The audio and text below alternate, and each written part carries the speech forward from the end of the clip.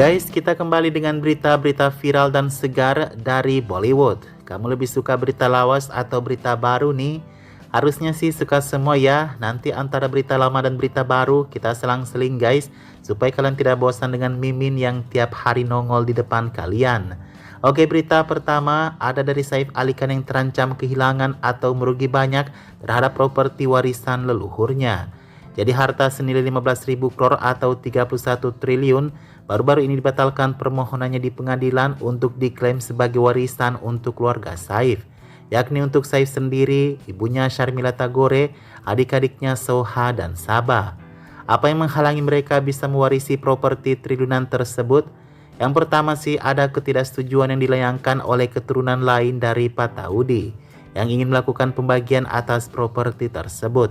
Yang kedua adalah karena berkaitan dengan undang-undang properti musuh di India. Nenek Saif Ali Khan yang merupakan pewaris tangan kedua berpindah kewarganegaraan Pakistan dan melepaskan kewarganegaraan Indianya sebelum dia mewariskan properti itu kepada ayah Saif. Pengadilan meminta Saif untuk melakukan persidangan ulang jika mereka tidak bersedia kehilangan properti tersebut. Dan itu hanya diberikan dalam jangka waktu 1 tahun untuk merampungkan semua permasalahan persengketaan properti ini. Ya guys, Saif sendiri sudah kaya sih, punya istana Pataudi yang direbut kembali seharga 1,6 triliun. Namun kehilangan properti warisan bukan hanya berbicara angka ya. Bagaimanapun warisan dari leluhur itu harus dipertahankan dan tidak boleh diklaim seenaknya oleh India sebagai properti musuh. Hanya karena ahli warisnya pindah kewarganegaraan Pakistan.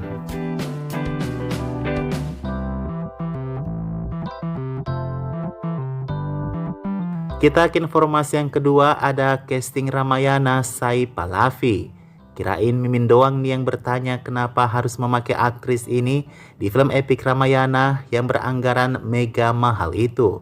Tahukah kalian kalau Sai Pallavi bukanlah pilihan pertama untuk film Ramayana? Ya, dia adalah Alia Bhatt yang didekati pertama kali untuk peran Dewi Sita.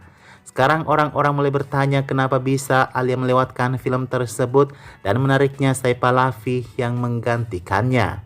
Satu yang pasti, kenapa aktris yang satu ini yang paling cocok untuk Sita setelah mimin searching guys, karena dia adalah aktris yang tidak punya kontroversi.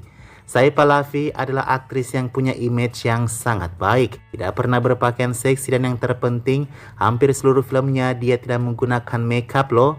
Tampil apa adanya, senantiasa sangat anggun, membuat karakternya memang terlihat seperti seorang dewi. Ya, dia sangat cocok untuk karakter Sita. Lagian Sita bukan karakter yang jingkrak-jingkrak, tapi satu karakter yang terhormat dan tenang.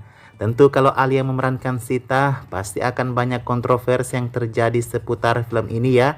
Pertama karena Alia punya image yang periang. Di beberapa kesempatan ia juga tampil seksi yang melekat kepadanya.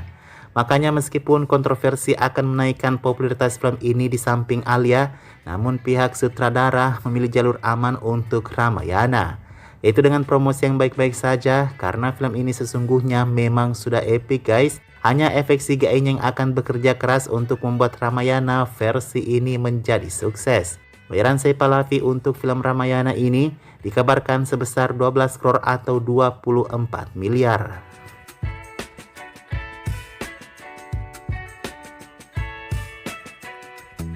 Fatima Sana Sheikh membuat penggemar prianya merasa tidak dihargai.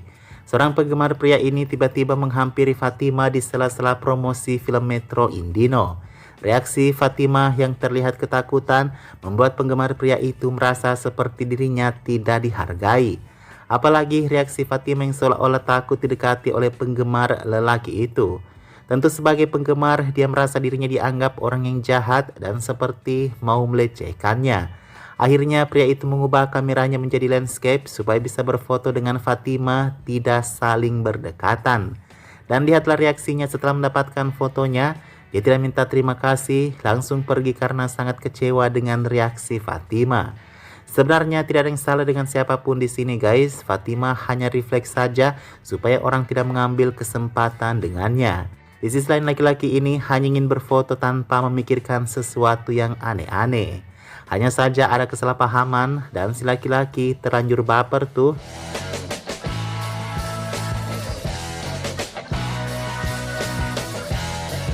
Kemarin kafe yang baru didirikan oleh komedian dan aktor Kapil Sharma dihujani 10 peluru oleh orang tak dikenal. Perkiraan awalnya kafe yang buka pada tanggal 4 Juli 2025 ini diteror karena persaingan bisnis. Namun perkembangan lebih lanjut mengatakan bahwa yang melakukan tindakan berbahaya itu kepada kafe Kapil Sharma di malam hari adalah anggota kelompok gangster yang sudah menjadi buron di negara India juga Kanada. Hal itu diakui langsung oleh anggota pelaku yang menghujani peluru kafe tersebut. Dikarenakan kaum mereka tersinggung dengan olok-olokan salah satu anggota talk show Kapil Sharma yang merasa lucu dengan cara berpakaian orang-orang Sikh, khususnya kaum Sikh Hinang. Sebelumnya, anggota gangster itu telah menelpon kepada manajer Kapil Sharma Show, tetapi tim manajer tidak menggubrisnya. Mereka juga meminta aktor Kapil Sharma untuk meminta maaf secara terbuka, namun tidak dilaksanakannya. Makanya mereka bertindak memberikan peringatan dengan memporak-porandakan jendela kafe Kapil Sharma dengan 10 peluru. Beruntungnya tidak ada korban dalam kasus ini, guys.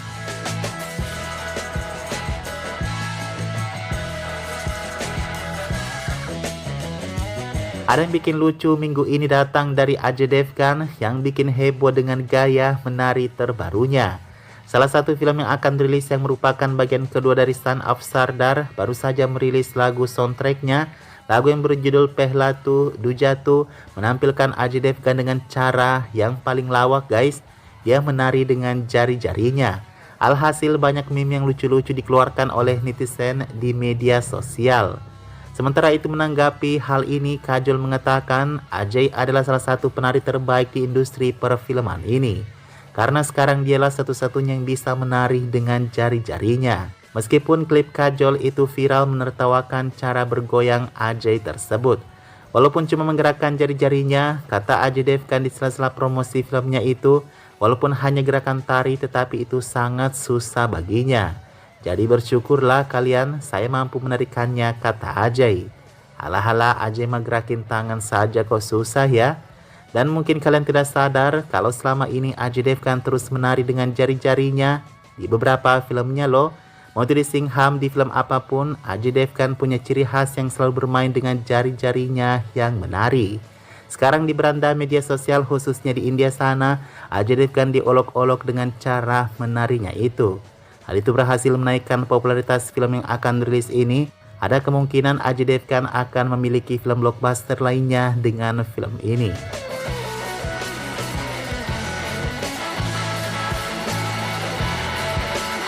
Apakah kalian sudah tahu kalau Deepika Padukone sudah sejak tahun 2022 telah meluncurkan produk kosmetiknya sendiri? Banyak yang tidak tahu guys, karena Deepika sendiri memberi nama mereknya itu tidak dengan namanya atau inisialnya. Yang ada dia memberikan nama mereknya yang bernama 82 derajat I. Sekarang tahukah kalian apa arti dari 82 derajat I itu? Nah, netizen yang sangat pandai menemukan kecocokan bahwa merek tersebut kemungkinan besar mengarah kepada Ranbir Kapoor, mantan terindahnya. 82 adalah tahun lahir dari Ranbir Kapoor. Ranbir Kapoor lahir pada tanggal 28 September 1982. Sementara itu huruf I disebut berasal dari kata is yang punya makna seperti yang tersayang atau partner terkasih. Netizen semakin yakin kalau Deepika memang tidak akan pernah bisa melupakan Ranbir Kapoor. Sesuai dengan wawancaranya beberapa tahun lalu, katanya Ranbir akan menjadi orang yang spesial bagi aku, ucap Deepika. Itulah mengapa rumor yang mengatakan bahwa meski Deepika menikah dengan Ranbir, tetapi hatinya masih kepada Ranbir. Seakan-akan benar-benar terbukti dengan kebetulan pada merek kosmetiknya itu. Apalagi kosmetik itu diluncurkan 12 hari sebelum ia menikah dengan Ranbir di tahun 2022.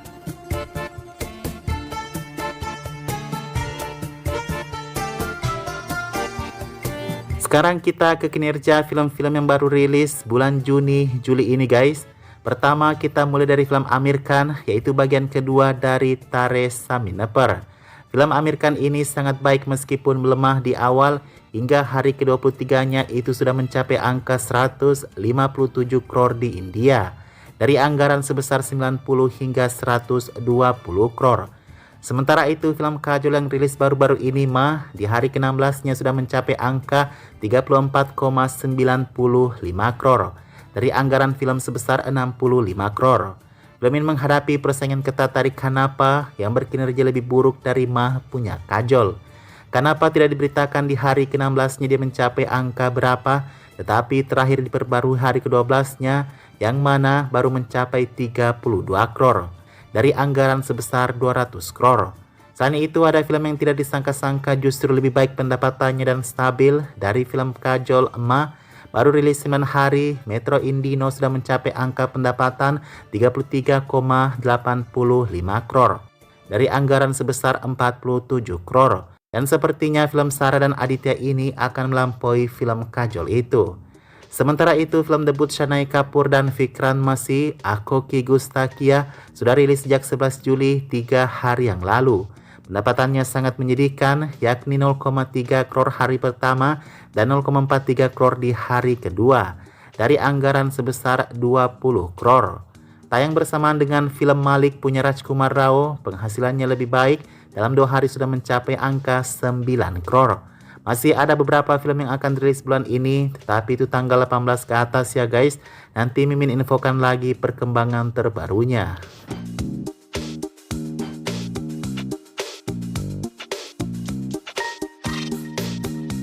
Cerita dari Mahira Khan yang tidak mau dicium oleh Shah Rukh Khan. Jadi aktris Pakistan Mahira Khan ini pernah bekerja sama dengan Shah Rukh Khan di film Rais tahun 2018. Di salah satu lagunya yang berjudul Salima, sutradara inginkan ada adegan yang cukup intim antara Shah Rukh dan Mahira. Sutradara menganjurkan untuk berciuman, tetapi Mahira mengatakan, saya punya aturan tentang tidak berciuman di film, meski ini adalah film pertamanya. Karena aturannya itu, Shah Rukh Khan dan kru film mengejek-ejeknya, kata Mahira. Meski kemudian kru film mendapatkan ide bahwa bagaimana kalau hanya berciuman dengan cara hidung dan hidung saling bertemu. Awalnya Mahira tidak yakin dengan ide tersebut. Shah Rukh Khan pun bertanya terlebih dahulu kepada Mahira, apakah kamu nyaman dengan ide tersebut, katanya. Mahira mengiyakan dengan ragu-ragu, tetapi akhirnya berjalan dengan baik. Sepanjang lagu itu Mahira terhindar dari melakukan hal menjijikan menurutnya. Itulah makanya di sepanjang lagu, dia dan Shah Rukh Khan hanya bersentuhan kecil dari hidung ke hidung.